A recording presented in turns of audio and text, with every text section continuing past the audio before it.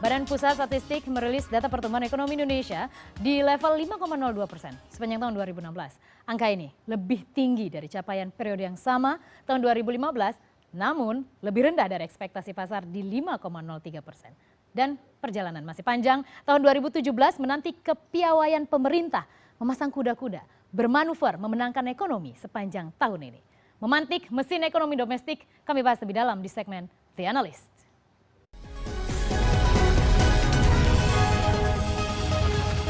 Dan sudah hadir bersama kami di Studio 2 CNN Indonesia, Kepala Ekonom Samuel Asset Management, Ibu Lana Sulistianingsih. Ibu Lana, halo, selamat sore. Selamat sore, It's a good news ya, pasar juga terrefleksi, kita hijau hari ini. Mungkin juga ekspektasinya lebih tinggi, tapi ya kepleset dikit, it's okay lah ya, di atas 5%. Kita punya data Ibu Lana mengenai tren untuk pertumbuhan ekonomi Indonesia 2014 hingga 2016 di tengah gejolak ekonomi global. Kita tahu juga 2016 juga tidak mudah, beberapa hal terjadi, Trump terpilih sebagai presiden, Brexit, kemudian Inggris memilih keluar, kemudian kita tahu juga shifting ekonomi Tiongkok masih dicermati. Tapi dengan tren ini kita di 5,02%, menurut Ibu Lana, motor pertumbuhan ekonomi di 2016, apakah memang hanya harga komoditas yang meningkat dan harga minyak yang mengalami perbaikan? Saya kira kekuatan ekonomi kita memang terutama berasal dari konsumsi rumah tangga ya. Masih ya, masih langganan itu, ya. Iya betul. Jadi kalau kita masih berkonsumsi itu yang bisa mensupport pertumbuhan ekonomi kita. Harus berterima kasih pada saya yang mau belanja. Jadi memang kalau kita konsumsi rumah tangga bisa tumbuh 5, maka ekonomi secara umum itu bisa tumbuh 5. Karena kontribusinya cukup besar, hampir 56% untuk PDB di tahun 2016 ini. Ya. Tapi kalau kita lihat dari pola normal Mbak Hera, kita sudah melewati titik terendah memang di 2015. Jadi kita itu punya pola yang kira-kira 6-7 tahunan siklus ekonomi kita. Jadi akan berulang biasanya. Betul, dari titik terendah kemudian menjadi titik terendahnya lagi itu kira-kira 6-7 tahun. Jadi kita tahu 2009 kita pernah terendah, 2015 kita terendah, dan 2001 waktu itu terendah. Jadi sekarang ini memang momentumnya sebetulnya secara alamiah itu ada di dalam tren yang naik. Jadi mudah-mudahan tren ini akan bisa dijaga melalui ya tadi karena kekuatan kita di konsumsi rumah tangga maka daya beli masyarakat menjadi penting. Harus dijaga itu. Itu harus dijaga betul. Apakah dengan beberapa pemerintah mencoba memang melakukan beberapa upaya di tahun 2015 juga merilis deregulasi paket deregulasi peraturan, kita lihat paket kebijakan ekonomi sudah 14 digit. Tapi apakah menurut Ibu sudah menyentuh level daya beli masyarakat? Karena saya lihat mayoritas masih untuk industri. Ya, kalau dilihat dari paket kebijakan, memang orientasinya bukan untuk konsumen, bukan untuk sisi demand, lebih kepada sisi supply, kepada sisi produsen. Nah, tetapi pemerintah juga banyak membantu konsumen dalam hal ini melalui kebijakan-kebijakan fiskalnya, misalkan dengan pemberian dana-dana sosial ya, terkait dengan Kartu Indonesia Pintar, Kartu Indonesia Sehat, Kartu Indonesia Sejahtera, juga dana desa, ya, terus ditambah lagi mungkin yang ini pendapatan tidak kena pajak buat konsumen yang dinaikkan, level menengah betul, tersebut, ya. Sehingga ada potensi konsumen itu punya kemampuan income yang lebih besar yang sebelumnya digunakan untuk membayar pajak sekarang bisa digunakan untuk berkonsumsi.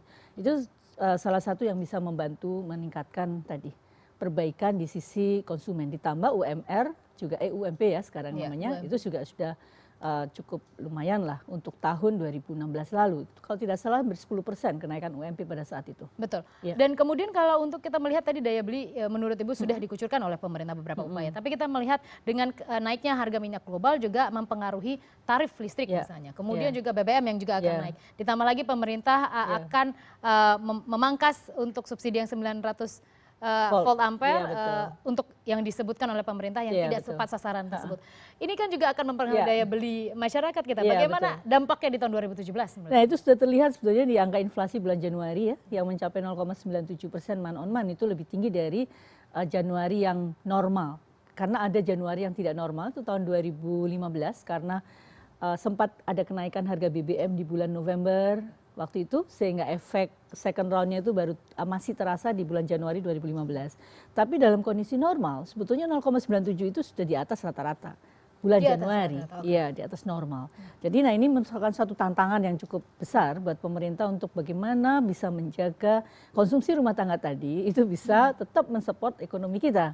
Apa kira-kira yang bisa dilakukan oleh pemerintah untuk menjaga daya beli tersebut di tengah tidak ada pilihan karena kita harus menaikkan juga tarif listrik dan BBM karena kita sudah lepas ke mekanisme pasar. Betul, betul. Memang ini satu tantangan yang rumit dari sisi konsumsi rumah tangga. Nah, harapannya bagaimana pemerintah bisa merealisasikan konsumsi pemerintahnya yang lebih cepat, Mbak. Karena di tahun 2016 itu kita lihat ternyata pola pengeluaran pemerintah itu belum berubah. Selalu besar di kuartal 3 dan kuartal 4. Nah, sayangnya di 2016 kemarin, kuartal 3 kita masih menunggu hasil tax amnesty. Sehingga praktis dari mulai Juli sampai September, itu pengeluaran pemerintah itu turunnya cukup lumayan. Mungkin nyaris tidak ada, bukan tidak ada, tetapi sedikit sekali konsumsi dari sisi pemerintah. Di kuartal 4 juga demikian. Nah, sebagian itu dipicu dari transfer daerah pemerintah yang tertahan. Waktu itu mungkin Mbak Hera ingat karena daerah ini kan banyak menempatkan dana daerahnya di bank. Diparkir saja di bank. Diparkir saja tidak direalisasikan menjadi kegiatan ekonomi ya. Nah, ini kemudian menjadi semacam apa ya? Pemerintah ingin supaya pemerintah daerah kan bisa lebih cepat lagi memompa perekonomiannya. Nah, jadi akibatnya sebagian dana itu tertahan ya. Tapi oleh pemerintah pusat sebetulnya sudah diserahkan, cuman kan sebagian tertahan di bank tadi ya. Ditambah ada pilkada. Oke. Pilkada ini juga mengurangi potensi ekonomi daerah karena bagi incumbent yang mau maju lagi. Oh, bukan menambah ya, justru ini. Saya kira lebih banyak mengurangi efeknya karena buat incumbent yang mau maju lagi, dia akan mempersiapkan diri bagaimana mempersiapkan pilkada di tahun 2017 bulan Februari, setidaknya 3 bulan sebelumnya. Pre-election namanya. Ya, dia mempersiapkan diri lah ya untuk apa, sehingga akibatnya incumbent ini juga berhati-hati sekali di dalam merealisasikan pengeluaran daerah tadi. Karena khawatir misalkan ada salah tanda tangan, ini KPK kan setiap saat bisa di depan pintu begitu ya. Jadi kehati-hatiannya makin tinggi di triwulan keempat tersebut. Jadi kegiatan konsumsi pemerintahan itu melambat. Kita lihat tidak biasanya pertumbuhannya itu negatif di kuartal 4. Ya pertumbuhannya loh Mbak ya.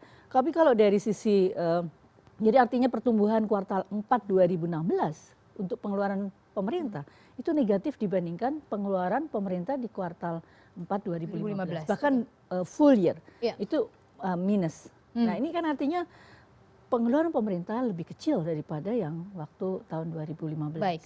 Dan kalau misalnya kita bandingkan juga bahwa catatan beberapa hal juga, pemerintah juga pengeluaran pemerintah juga stagnan di tahun 2016 dan terbukti kita lihat juga ada pemangkasan anggaran. Memang pemerintah kita juga tahu bahwa mencoba realistis agar tidak defisit lebih dari 3% sesuai undang-undang. Tapi untuk tahun 2017 kita masih juga menghadapi tantangan.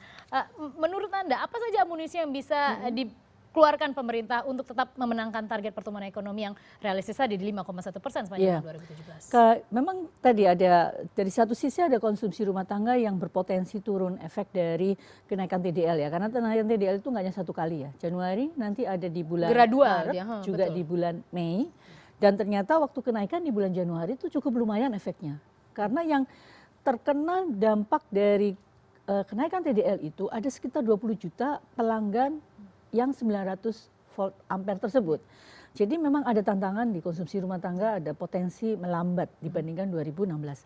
Di sisi konsumsi pemerintah, nah ini Mbak, Pak Presiden Joko Widodo menyatakan bahwa itu harus sudah dimulai sejak 1 Januari. Tetapi pola pengeluaran pemerintah itu di kuartal 1 selalu lambat. Nah, kalau seandainya harusnya itu yang diubah segera, dikeluarkan langsung di kuartal 1. Betul, harusnya sudah mulai betul-betul terrealisasi di tender kuartal 1. Sudah mulai, realisasi sebetulnya tender sudah Mbak dari November, tetapi lagi-lagi pertanyaannya pembiayaannya. Jadi pemerintah sendiri baru mungkin mengumpulkan penerimaan cash flow-nya itu setelah triwulan 1, misalnya triwulan 2 ya. Karena pembayaran pajak itu kan di akhir 31 Maret untuk individu dan badan itu 30 April. Nah di kuartal 1 sebetulnya pemerintah sudah berusaha untuk melakukan pre-funding. Ya, pre-funding dengan obligasi pengeluaran utang pemerintah. Tetapi kenyataannya pre-funding ini agak lambat karena keraguan dengan situasi eksternal membuat pre-funding itu di hold dulu tampaknya. Agak lambat. Harusnya pre-funding sejak November, tapi pre-funding itu hanya 1 kali $3,5 miliar itu di bulan Desember. Nah, akibatnya pemerintah mungkin agak mendapatkan dana di kuartal 1 ini kurang cukup untuk membiayai keseluruhan pengeluarannya. Baik. Jadi ya harusnya bisa dikejar, tapi harapan kita tinggal di pengeluaran pemerintah sih. Pengeluaran pemerintah. Investasi menurut Anda apakah dengan oke? Kita tahu juga bahwa ada beberapa yang menggoyang kondisi stabilitas ekonomi politik dalam negeri seperti misalnya isu SARA dan lain-lain. Dan itu terbukti beberapa pengusaha dari Tiongkok misalnya mereka hold untuk menanamkan investasi. Untuk 2017 menurut Anda apakah ini patut dicermati juga oleh pemerintah? Saya kira betul ya. Kita ini kan memang sekarang sedang pilkada ya. Itu satu sisi pilkada DKI ini menarik sekali. Seperti seolah-olah pilpres ya.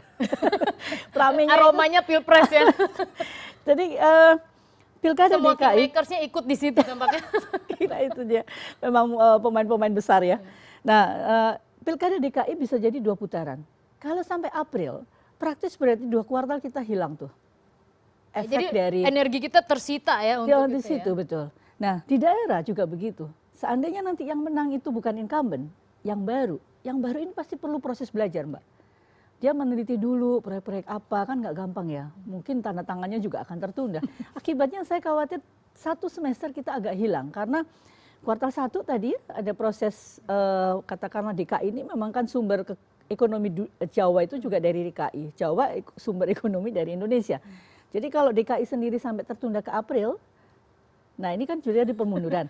Sementara kita Mei sudah memasuki puasa dan Lebaran di bulan Juni. Jadi praktis kegiatan pemerintah lagi-lagi baru akan efektif di bulan Juli memasuki kuartal ketiga. 3 dan 4. Kelamaan dong bulan. Itu dia kelamanya. Nah ini memang perlu dicari. Anda punya saran untuk pemerintah? Tantangannya ini harus benar-benar disegerakan. Bagaimana supaya minimal kuartal 2 sudah mulai bekerja. Dan mudah-mudahan APBNP juga segera diselesaikan di kuartal 1 karena ada rencana APBNP akan ada APBNP 2017. Jadi kalau APBNP 2017 itu sudah bisa diselesaikan di kuartal 1 dan pemerintah tentunya bisa punyalah sistem gimana caranya supaya kuartal 2 itu betul-betul sudah mulai berjalan ini sistem. Given dari dengan adanya pilkada dan tentunya efek dari pilkada itu sebetulnya agak membuat dragging ya Mbak ya, artinya lambat, akhirnya ada penundaan dari realisasi belanja pemerintah. Nah di investasi tadi Mbak Hera singgung, kita ini investasi itu kan ada 2 faktor ya Mbak, bisa dari push factor, bisa dari pull factor. Push factor itu dari global. Nah sementara global, investor itu sedang menunggu apa yang terjadi di Amerika. Semua seperti tersandera dengan wait and see terus-terusan ya, kebijakan dari Amerika, sehingga nggak akan bisa segera juga. Jadi memang tantangannya cukup besar sehingga 5,1 pun mungkin agak sulit diperoleh di 2017. Tetapi kalau kita menurut Anda di level berapa? Saya kira kalau kita bicara 5% masih bisa.